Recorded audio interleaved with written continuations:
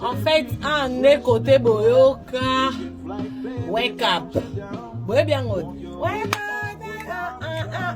Kinshasa, wake up. Vous pouvez dire merci. Donc, Mindele a par jour 10 000 euros. Exacto zongi.